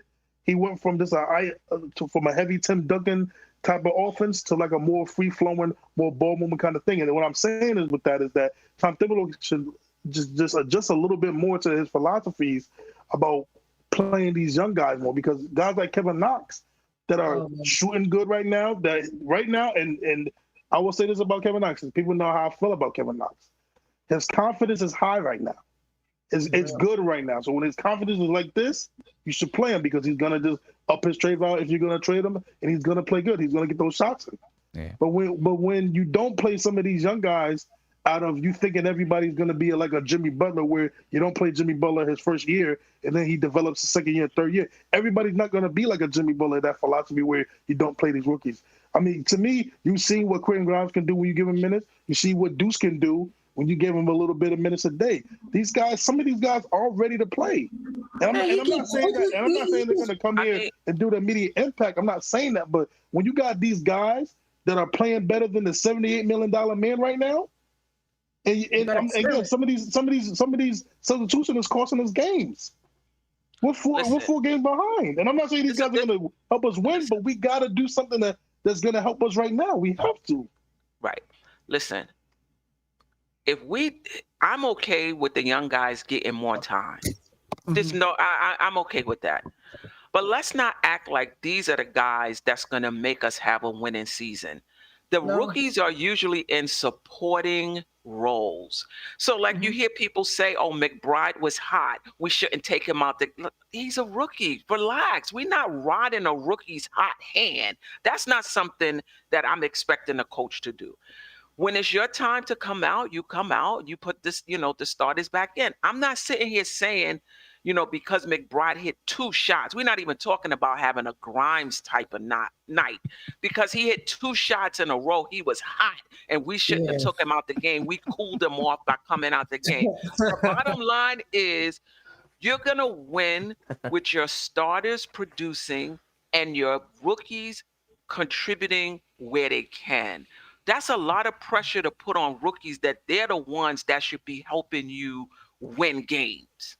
If they do, that's fine. But you can't be counting on them and changing up your rotation, not putting your starter back in because a rookie hit 2 shots. I mean, what's crazy? Our starters have to play better. Will we all agree that they have to play better? That too. But you know what's so crazy? The way Tibbs trusts quickly, bro. It's amazing to me that he can even play Knox 10 minutes. That don't make no sense to me. That's because quickly would take bad. Listen, the kid can, like, he has moxie to play here. But when you're playing basketball, you have to be, especially when you have the ball, you need to know how to manage. You need to know how to manage the game if you're going to have the ball like that, and not just in the last couple of games. He takes bad shots. Yeah, he does. He shoots bad from the field, bro. He cannot be taking shots like that and Tibbs expected, and you can't play Knox for a few minutes to see what he got, but you trust this other guy for just going out there playing the way he want to play and just throwing up shots? Nah, man, that don't make no sense. But I'm okay. I agree with you. Like, playing Knox more minutes, playing Grimes more minutes, playing McBride more. I have no problem with that. But we have this fantasy that these guys are going to come in and save us. No. Your starters have to do their job. And now you got your rookies in supporting roles. But Steph, but here's what Steph, hold on. But this is where I got to disagree with you right now. This is the problem. They're not playing good. And we're 20-something games in, still asking these guys to play good. We're still asking Evan Fournier to play good. We're asking Randle, the second team All-NBA guy, to play good, to make simple, better basketball decisions. We're asking these pro athletes to play good. When I'm seeing rookies that are playing better than them. Listen, I don't give a damn if they were. Hold on. I don't care. Let's go back to what Tim was saying. Yeah. They're playing better in a limited role. They're playing better against the second team. You can't expect that if you give them all of these minutes that they're going to be what you're seeing in this short sample size. You're going to see in 30 minutes a game, or 25 minutes a game, or 28 minutes a game. I mean, there's levels to this. Yeah, so yes, I do think they should play more. Don't get me wrong, but I'm just saying you can't put them in that type of role. In their first and second year. But hold on. But this, to me, it doesn't matter if they're rookies, because what's Cleveland doing? But what's Cleveland doing? Cleveland. Listen, no, hold on, Sam. If Evan Mobley was on this team, he'd be playing the same minutes he is on Cleveland, because he's probably be coming off the bench. He'd be coming off the bench, bro, playing for Tibbs. You don't know that. He's good as hell. Maybe, but he might be coming off the bench and still getting 30 minutes. What I'm saying is, the guys we have, any coach, if they get a player that's really, really good, they're going to play that player. Mm-hmm. RJ Barrett Evan Fournier is not really good. RJ Barrett was in his second year when Tibbs came. He realized, I like this kid. This kid can play. He can do this, that, and the third. I'm putting him on the court. Emmanuel quickly got major minutes last year as a rookie. Major minutes last year. He ain't no starting point guard. I mean, let's not say he's not playing young guys. He's playing the young guys that he thinks should be on the floor. And like Steph is saying, just because someone does something in a limited role doesn't mean that you can take that and put it over 30 minutes and they're gonna give you that same production. But Sid, my thing is that, and also too, and I'm not saying Steph is wrong, but and again, I don't think most people are saying that we're asking the rookie to save us. But listen, some of this youth can help us. Okay, like, again, I agree with you. Nobody said don't play him. Nobody said don't play him. Good. The Rockets are only there's only a 3-game difference between us and the Rockets. Okay, nobody said don't play them. Nobody said that. I'm not saying Steph said that. Right, so you keep going over it. But some people in the chat is just overreacting. Like, McBride hit 2 shots and he iced them by taking them out. I mean, but no, let's make something very clear. We're not. I don't need nobody on this panel saying McBride. If McBride started right now, we would flip. He's not whatever's going on. No, I'm not. And when I say Quentin Grimes, Quentin Grimes will come in and drop 20. What I think some of us are saying is that if we inject some of these more young players in. And listen, maybe just even though I know he can't bench Evan Fournier, but if he just takes a little bit less minutes and just give it to some of these guys, I think we'll have a better. I agree. We'll be better on defense. I agree. Let me get to Tom Thibodeau. But I will say this: Emmanuel quickly is in his second year. Obi Toppin is also in his second year. RJ Barrett's in what? His third year. His third year. Let's not say that we're not playing young guys, because we are clearly playing young guys. And Mitch as well. And Mitch. Maybe in his fourth year, but it's like his second year developmentally. You know what Tibbs is doing? He's trying to squeeze the Kool-Aid as much as possible in these guys. He's just forceful, and that's what he's doing. He's just trying to squeeze and get magic. Yeah, let me get to let's hear Tom Thibodeau in his post-game press conference.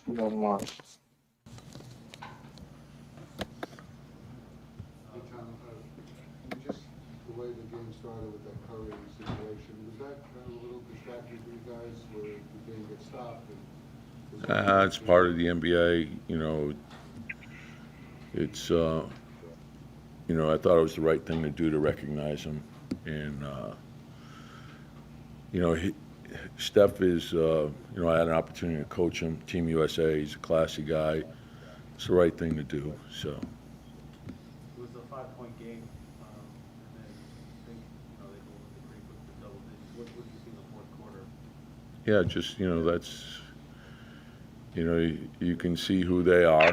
They got great experience. You have Draymond and Steph. And they're going to execute. And guys like Iguodala and Wiggins and Poole is really developed. And they're a deep team. So if you have a bad 2 minutes against them, you're going to pay for it. And we didn't close out the second quarter well. We didn't close out the third quarter. We didn't close out the game.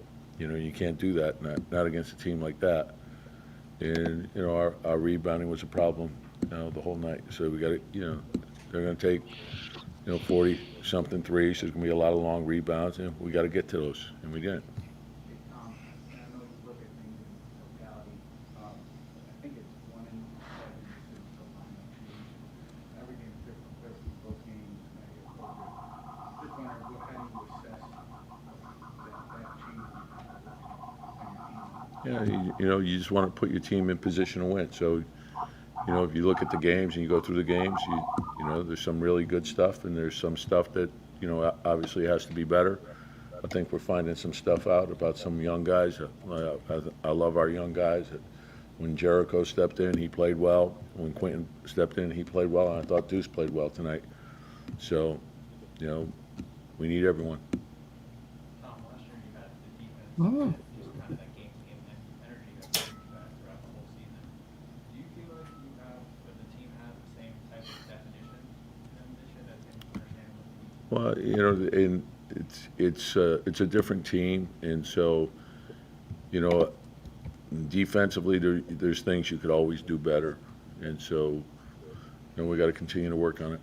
What did you find out about Miles? He hasn't had that type of Yeah, playing. no, we see it in practice. So when he's had an opportunity in the G League, he's played really well there as well.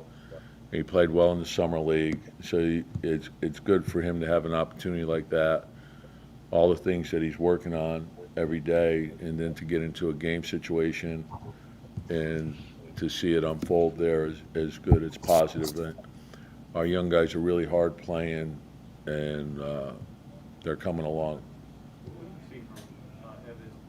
Why do you think he's really struggling to get going here? You just got to be patient. You got to work your way through it. He's a veteran. He knows what he has to do. Julius said he got 25, he's 31 in the second half. Did you see it change in Mr. Rose? Just, I think when he's aggressive like that, it makes us better. And I love to see him when he's attacking the rim. That puts a lot of pressure on people, and it opens things up for us. And then I think he got into a good rhythm doing that. So, but we need everyone. Does this roster still have, what it takes to get to where you guys set your goals to? Yeah, I think so. I mean, we got to continue. We got to work. Like sometimes there's going to be ebbs and flows, and things. Sometimes they're going great, sometimes they're not. And usually the way you work your way out of that is with great effort. So cut hard, screen hard, defend hard, get to loose balls, get a couple layups, and then all of a sudden you get going. And things can change very quickly, and we got to make them change. All right, ladies and gentlemen, that is the New York Knicks YouTube page. Make sure you subscribe. Go check out their YouTube page so you can get all of your post-game interviews, shoot-around interviews, all of that good stuff. Mo, every time we hear, not every time we hear Tom Thibodeau, but a lot of times when we hear Tom Thibodeau, he's talking about putting in the work, right? You got to put in the work. You got to keep working. You got to keep going hard. Do you think he's trying to? Do you think he's secretly saying that they're not working hard?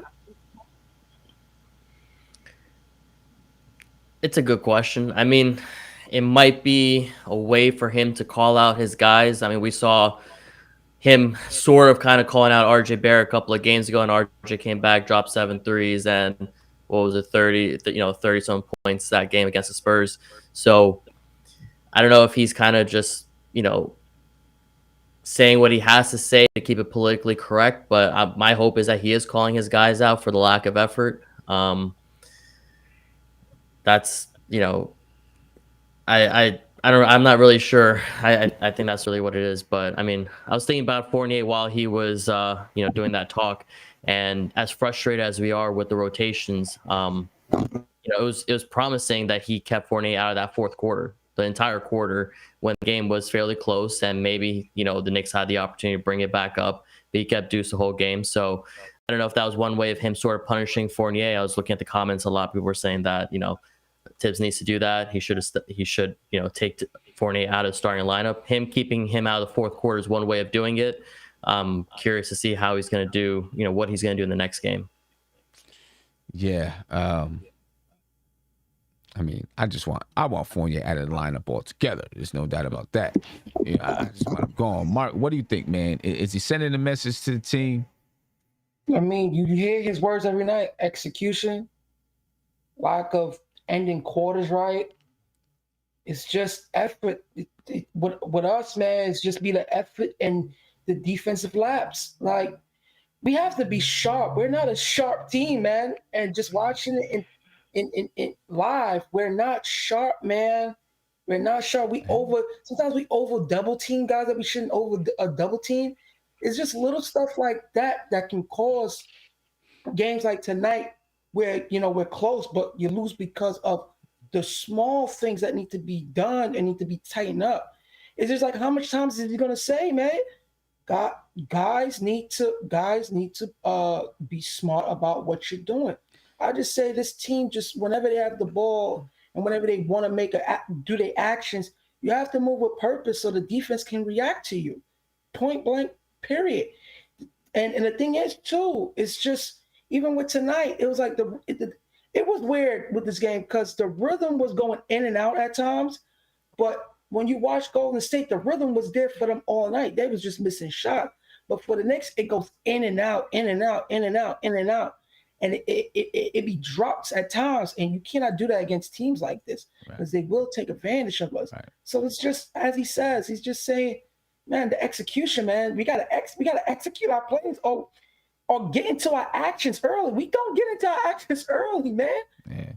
Well, I don't know. I mean, I think in some ways he is kind of hinting that, maybe he doesn't feel the work ethic with this team is where it was last year. It's not, because he says it a lot. You know what I mean? But I'm talking about like in practice, the extra hours being put in, and yes, there are guys who have some family things going on too. Yeah, you know what I mean. So that can play a part in it. But you're still a professional, and you got to do the things to get it done. And you know what, too? Just the thing about it, Fournier probably went to dinner tonight and got another steak with our money. That's sad. I mean, he probably did. Let's hear from Derrick Rose. What happened with the fourth quarter? I mean, I feel like it was probably just miscommunication on the defensive end, and good teams like that, they're always going to run late. That's something that we're trying to do, like trying to learn. And normally when you run late, you catch the defense off guard and you get easy looks, and that's what they were doing. What was your reaction to the fans here really cheering for Steph early in that game for that record? I mean, it was dope. It was dope. History was made. Of course, we was trying to stop that, but when he's such an elite shooter like that, it's kind of dope to be a part of it when you really think about it, the totality of it. End up breaking it in the Garden on the biggest stage. Like, it was meant to be. After you guys started hot for 5-1, it's been kind of a struggle since then. What do you think it's going to take to get for the group to get out of it and start winning? I mean, I can't put a finger on it. If I knew the answer, I'll say it. I can't come up with anything.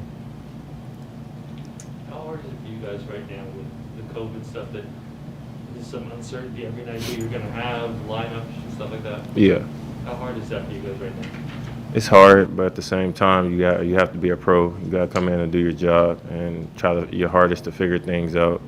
And that's the process that we're in right now. Just trying to figure things out on the fly. What do you think of the whole Kemba Walker situation? I mean, you guys kind of came up together.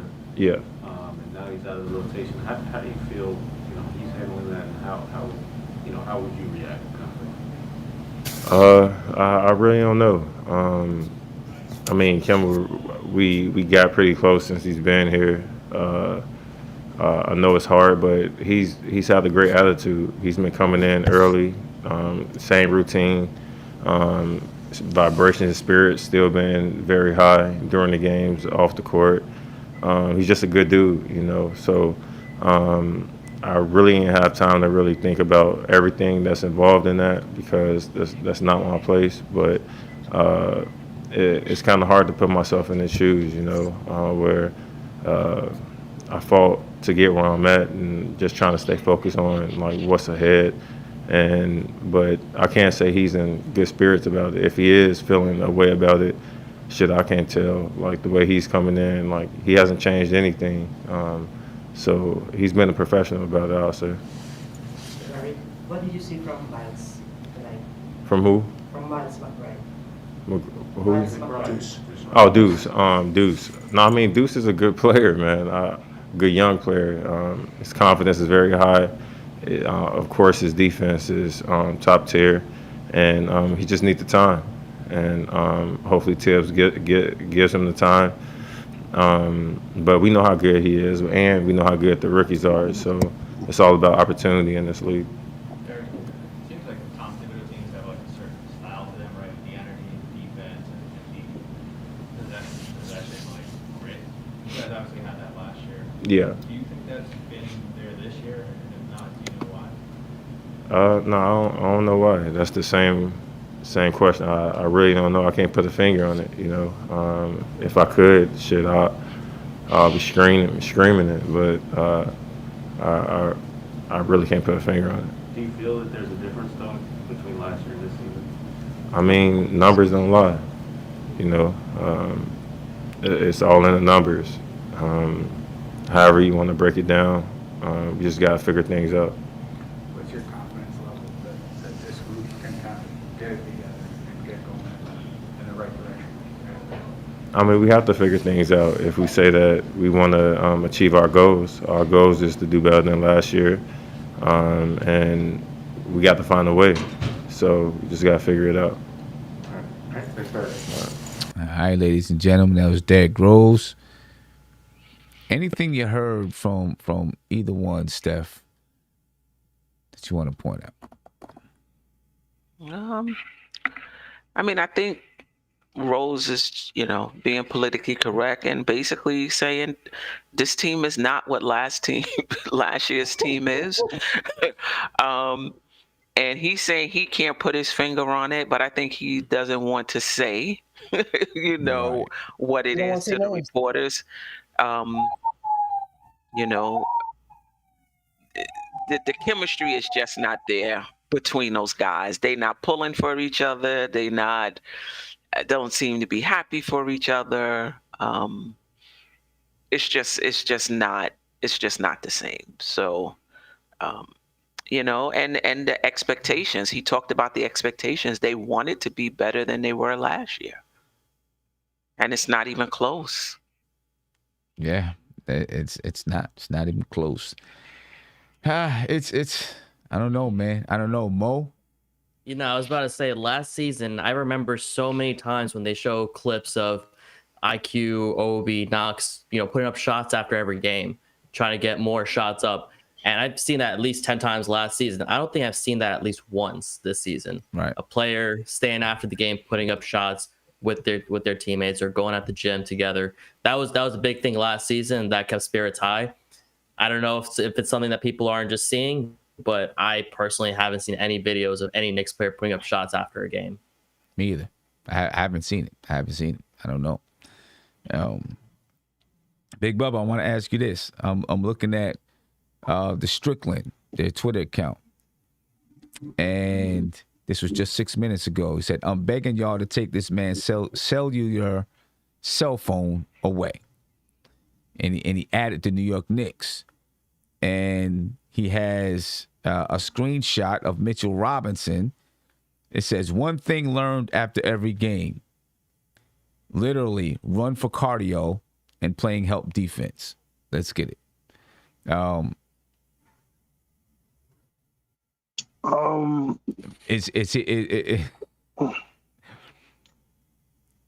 What's Mitch saying? What's Mitch saying? What's Mitch trying to say?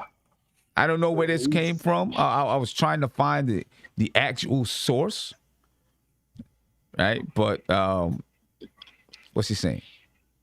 Everybody hates Evan Fournier. Huh? Everybody hates Evan Fournier. That's what he said. Literally, I think D Rose clearly said it too. He just won't, like Steph said, he just won't politically say it. I think Tom Thibodeau says it. He just can't say it. It's, you know what, Sim, man? I just wanted to comment that, you know, like Mo said, last year you had players, you literally seen them after the game with the uniform on, taking up shots. I remember us, it felt like a family last year, you know what I'm saying? When Reggie Bullock said we were a Big 15, you felt that. You believed that. Everybody believed it. You know, when you had Theo Pinson just hyping everybody up, you had all these guys just being there for each other. But now it's not that. I mean, again, right? No disrespect, but I never want to say a player's not playing hard, but it just looked like now Evan Fournier got paid and said, F y'all, I got my money. I don't, you know, whatever y'all do, that's on y'all. I'm going to do me. He got fat. You know what I'm saying? Bro. I mean, listen, he got them New York steaks in him. He's feeling good, but yeah, man. Again, Mitch, he's never been politically correct, and basically he just said Evan Fournier sucks on defense. I got to keep up with him out because his players get past him all the time. So, I mean, everybody's saying it without saying it. Randall saying it without saying it. RJ saying it without saying it. Stibbs is saying it. Derrick Rose is literally saying it. Should have heard the fans tonight. Mitch literally said it on Instagram. He's literally calling him out. Mitch is literally said it. That was his post from Instagram, right? Yeah. I like Mitch. I don't care. Steph, I like him. Your thoughts on that? What did he say again? So he said, one thing learned after every game. Literally running for cardio, meaning I'm not getting the basketball. I'm going up and down the floor, right? And playing help defense, right? Meaning guys keep getting passed in the lane, and so I got to help. And then he just put, let's get it, laugh out loud. Because it makes him look bad. It makes Mitch look bad because he has to overwork when he doesn't have to. So guys are not sharp. Queens, guys are not sharp. Yeah, I mean, I agree, but Mitch got his own issues too. Yeah. I mean, like, you know, when my grandmother used to say the pot calling the kettle black, he got his own issues. Queen, when you're the oldest, you can't go out there with your lackluster play because the young guys. No doubt about it. No doubt about it. Hey, but Steph, let me say this. Own issues too. But I saw Mitch go in the lane, back the guy down right underneath the basket, and they didn't give the ball to him. Yeah. Hey, Steph, I'll be honest with you. This so far, literally, I've seen it one time. RJ Barrett threw the ball to Mitch in the post. Yeah. I literally seen it one time. But like you said, Steph, Mitch really can't talk because he's been here for 4 years. He still can't set a screen to save his life. And he doesn't even have a jump hook right now. So he has a lot. He doesn't have a lot. But I will say this, he does look back. Knox out-rebounded him today.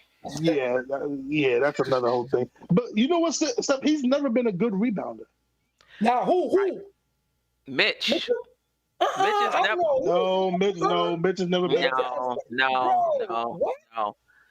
He'll get you. He's been a good offensive rebounder. He's been a very good.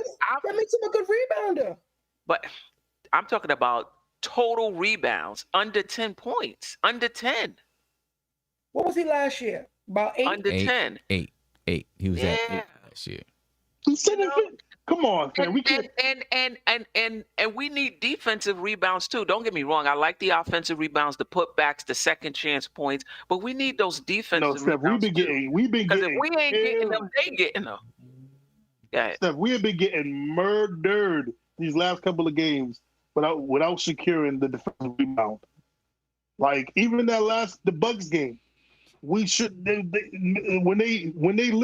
score. We couldn't secure 3 rebounds, And what ended up happening? Them shooting 3, taking the Well, lead. this year he's probably bad, but I thought the years that he played, that he was healthy, I thought he was good enough. Well, see, I never thought that Mitch was he didn't box out well, never really used his body. He always used his length and his jumping ability to grab boards, but never really commanded his spot. But I think his effort was there. So, like, when someone gives me effort on something, I would say you're The good effort at got to it. lead to something, Mark. Yeah, the You effort know what I gotta mean? You lead jumping to around. I mean, it got to lead to something. Yeah. If he's the only one down there boxing out by himself, which happened most of the time, he's the only one that's getting boxed. He gets boxed out about two plays all the time because he's the only one down there. You can't expect him to do it all by himself for a young guy. No. But I expect. Listen, you look at these centers around the league: 10 rebounds, 12 rebounds, 14 rebounds, 17. He does rebounds. play like 20 minutes a game, though. I'll give him that. Eight rebounds in like 20 to 22 minutes per game. It's not bad. He's not bad. He's not averaging 8 rebounds this season. He's averaging 8 rebounds this season. No, he averaged 8 rebounds last season. Last year. He's about 7.8 right now. So he's about 8 a game right now. 7.8. But 20. I mean, Mitch, but there's no, don't seem like it. Yeah, but to me, there's no fear of Mitch. Like I feel you, Steph. I see some of these other centers. They just the ball just like they just greedy with rebound. They just greedy with the rebound. But I will say this though, I do agree with Mark that Mitch can't be the only one down there. Like to me, it should always be Julius and Mitch because I do see what Mark's saying that there do be 2 players that be down there with Mitch and Mitch can't. It'd be the power forward in the center or maybe a small forward. And in the center, boxing Mitch out, and it just can't be that. Julius Randle got to help you too. I don't know. I don't know. I don't know. There's too much going on with this team right now. I don't know. Yeah, it's too much deficits. Yeah, I mean, because what I'm saying about Mitch, as far as being a rebounder, like he's gonna get rebounds just off of being 7'1", in my opinion. And you're probably gonna get 5 of them just because you're 7'1". You know what I mean? I just don't see. I want to see Mitch commanding his spot down there, going up in traffic. I mean, every once in a while we see him going up and grabbing some tough rebounds. I just think he can be a much better rebounder than he is. And maybe he just has to learn how to box out, really learn how to box out and command his spot and use his strength. Man, he need to talk to Tyson Chandler, man. At least Tyson Chandler, because Tyson Chandler wasn't the biggest. Tyson Chandler wasn't the biggest dude. He wasn't this thick body he was tall and slender too. Yeah, well, he only averaged 7 rebounds. Well, did he? Who, Tyson Chandler? Yeah. I thought he averaged like double digits with him. I don't know, but Mitchell Robinson. This team sucks. We got so many holes, so many, That's all you gotta say. This team sucks. I mean, Mitch, out there talking, he always does this. He always ends up saying something on social media. Because he thinks he's better than he is. Yeah, somebody needs to just tell that guy to be quiet. You know what I mean? Yeah, that's what I said last year was such it was like high school. It was like high school. You get that one good junior year. You get all the girls. Then the next year, you got new guys coming to your class, and it's just like, who's this dude? And B-Baller for real said Sim never liked Mitch, so this is easy for him. I don't know why people think I never liked Mitch. You know what I'm saying? Well, listen, he's a second round pick. Well, he's better than what projected to be. So you have to give Mitch a little much credit on who he is. This is the NBA. 4th year, though. Don't you want to see a little more progression? Well, he hasn't stayed on the floor, number one. He's been hurt. He's been getting these knick-knack injuries. We could never see a full season with him. So, that kind of injects into what he is consistently, and him gaining weight and all that other stuff. We all just a team of misfits right now. Which is why last year when we were talking about chemistry versus talent. Yeah. We had the chemistry. We didn't have the talent. To this year's team, I think, is more talented than last year, but the chemistry is just not there. It's just not there. It's terrible. So I would prefer the chemistry over the talent. Now, if you could get both, You got something You good got something going good on. going. I mean, But if you can only choose one, let's go with the chemistry. Just like Yeah. the 50 say in high school, you was the man, homie. That what happened to you? I mean, listen, man, we always banking on Julius Randle to be an all-star. We ain't getting that. So what happened to you, homie? I'll be real with you. But that's part of it. Yeah, We're not what getting happened to anything you? from the center position. That's another part of it. And guys are not hitting shots. That's another part of it. Hey, Steph, you want to know what's crazy? That I truly believe this. This is what I really believe. If the Knicks can trade Evan Fournier, I'm not gonna say the chemistry gonna turn like this, but I'm gonna say they gonna be a lot better because Lord, I know over the years that the Knicks fan base loves to do this. That we talked about, RJ and Julius not liking each other. We talked about Quickly and somebody else not liking. We talked about, what was that kid's name? Number 14. What was his name? Alonzo Trier. We talked about Alonzo Trier not getting along with people. I really believe this team does not like Evan Fournier. I really believe it. Or do you think it's just Randle and Fournier? I think it's Randle and Fournier. I think Randle doesn't like Fournier. I think Mitch doesn't like Fournier. I think Derrick Rose doesn't like Fournier. I really think Tom Thibodeau doesn't like Fournier. I really believe. I'm sorry. I really believe he. I really believe. There was a clip going around, and when Derrick Rose was getting subbed out, Derrick Rose came to him and said, "Who am I coming out?" He's like Evan. Like he said it like Evan. Like he needs to get off the court type. There was a clip. I'm gonna find that clip and I'm gonna show you. But that don't mean he don't like him. That could just mean that he was mad at something that he did on the court or didn't do. When Derrick Rose is coming in, he went to Tibbs and asked him, who am I coming for? You know when someone is just not doing their job? And he just said, Evan. He's like, Evan, and he went like this. Like he was tired of Evan on the floor not doing his job. He ain't doing his job. I mean, we know that. We know. And when somebody asked him, okay. I'm just saying, I really think it's Evan Fournier and Julius Randle. I don't think them two get along. And that's really clear to me. Huh? You have to give up a first-round pick to get rid of him. But I think teams know that he could play better. I think teams just think. I just think teams know that this is just a fit issue. We don't think Steph, I'm gonna say this. The New York Knicks are not allowed to have a Frenchman on their team for the next 50 years. I swear to God. After Evan Fournier, you don't need to be having no more French because the French people in the Knicks do not mix. Let them go. This is like worse than almost giving Eddie Curry the money. No. Listen, Mark, we're not an Eddie Curry. We're not an Eddie Curry. I don't know. Eddie Curry gave you a 19-10 season at least. Yeah, but he was one of them. He was one of them. Have one of those guys that had a one good year and he just fell off the earth. This is Jared Jeffries level. This is Jerry Jeffries. I'm sorry, but Jerry Jeffries, he didn't come in expected to be a scorer for you. But Jared Jeffries did. Evan Fournier. Evan Fournier came in with the expectation that he's going to be a scorer.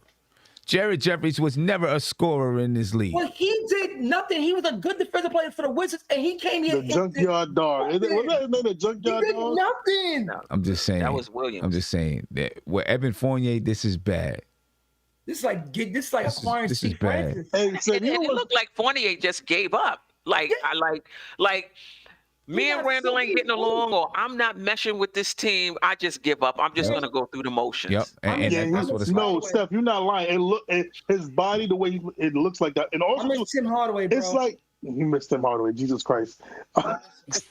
He's playing good right now. Oh man, I really don't know.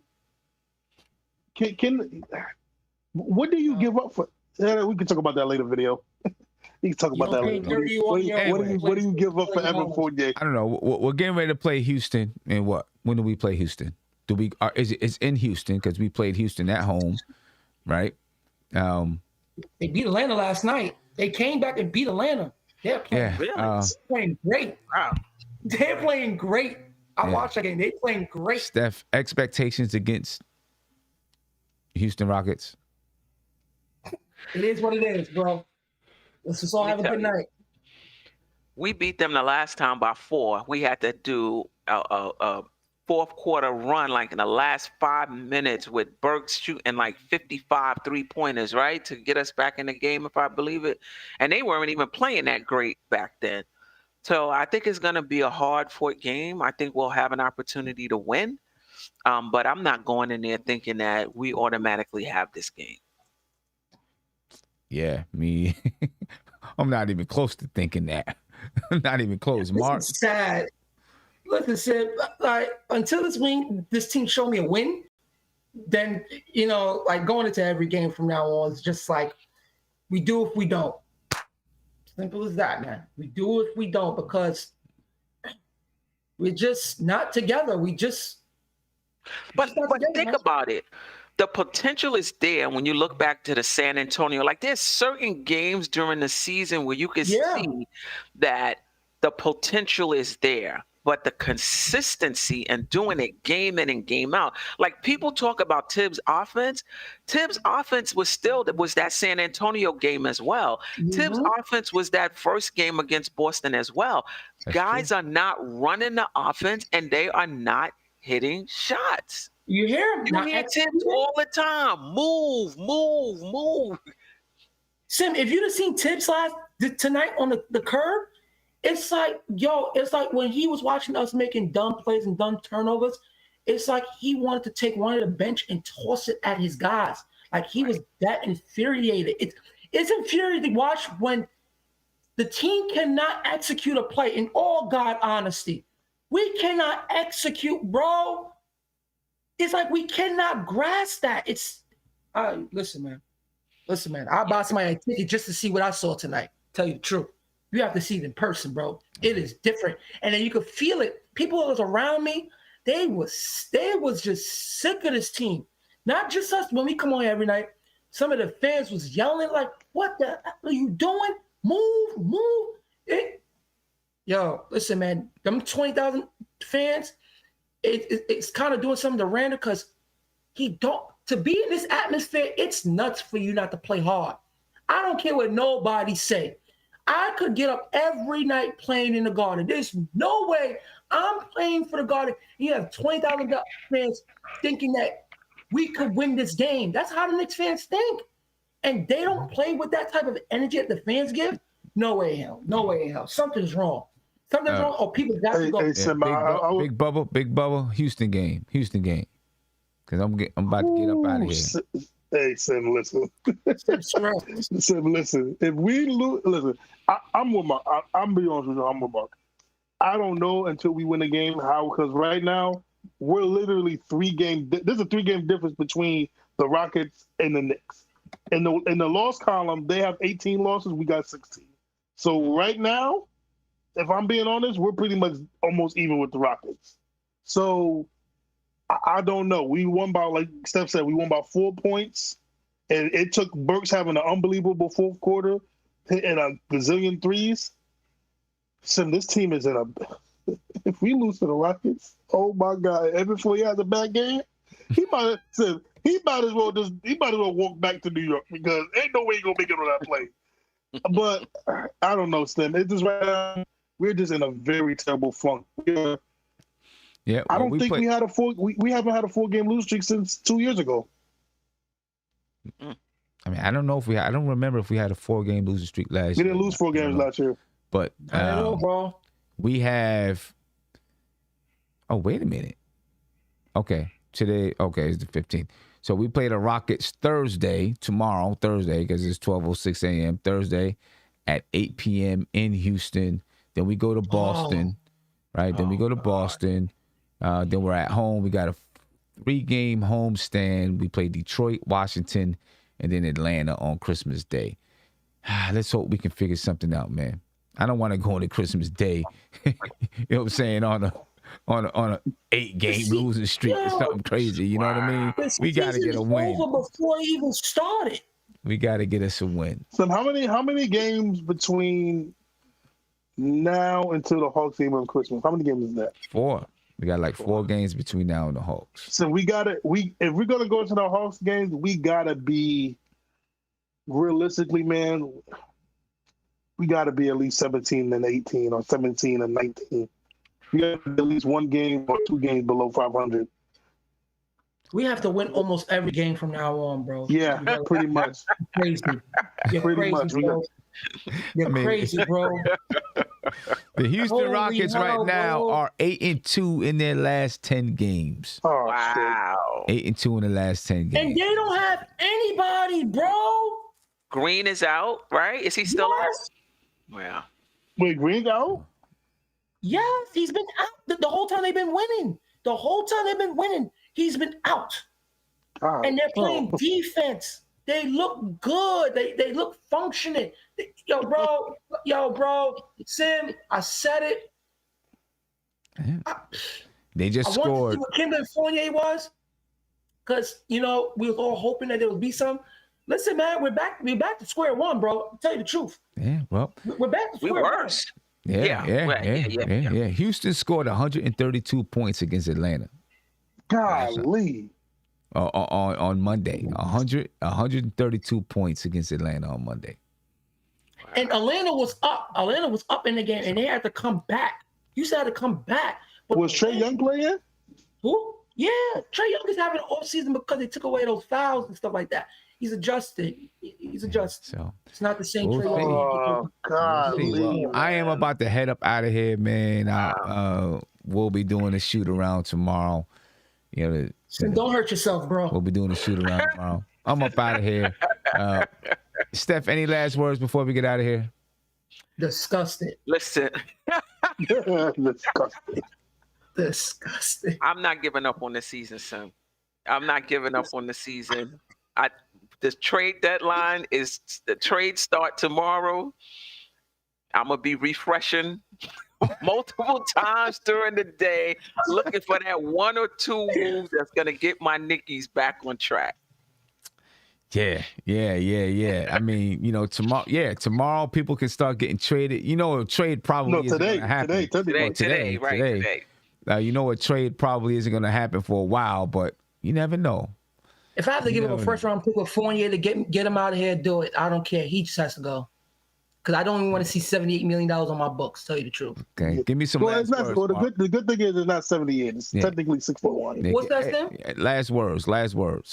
Listen, man, let's keep it going, man. And Sim, stay positive, man, because before I came on, you was a little agitated at this game, but it's all good. I hope you wake up, a little happier tomorrow on. I'm good, bro. I'm good. Because I know it's hurt all of us, man. Man, that was some fine Kool-Aid we had, bro. Some fine Kool-Aid. Now we got Kool-Aid with no sugar right now. We just bland right now. Hey, son, real quick, my final thing, I want to ask something, son. Has the Knicks fan base ever hated a player so quick into their first time with the Knicks than ever 48? I don't know. He deserves it. I don't know. They might have. Nah, son, I don't listen. I think we gave Alfred Payton a chance. We gave Alfred Payton like a year or two. This dude is already hated, and it ain't even been 30 games yet. He was hated. No, he was hated 10 games, a couple of games prior, before the 20-game mark. He has been this awful, bro. This awful. He had way more terrible games than any of his good games. You can't really remember any of his good games, how bad he's been. Yeah. He's irrelevant. Big Bubba, some last words, man, because I'm getting out of here. Listen, man, happy anniversary, son, man, Russell, man. God bless you and the wifey for life. Like I said before, she's one of the sweetest ladies ever. I almost burnt her house down, but she still loves me. So I always forever love her. All right, we out of here, man. Shout out to Mama Sim, yo. We out of here. Appreciate you guys. Happy anniversary. Thank you. Appreciate it, Steph. Happy anniversary too, Sam. 20 years is a damn long time, bro. Damn long time, bro. Yeah, I haven't seen the Knicks championship in them 20 years either. Jesus Christ, bro. We out. Man, BK, nothing but Knicks. When Sim passed the assist, you know that it's #1 show that breaks down the game. If you can't play defense, stay out my way. Dribble the ball, come down the lane. 5 seconds on the shot clock. Who gon' win us the game? You wanna hear Nick updates and trade rumors? Postgame reviews, this the place you tune in. So tell a friend just to keep the ball Like the page if you feeling the movement. Every game we coming to win. Give us a sub like a player that came off the bench. This is NBK, nothing but Knicks.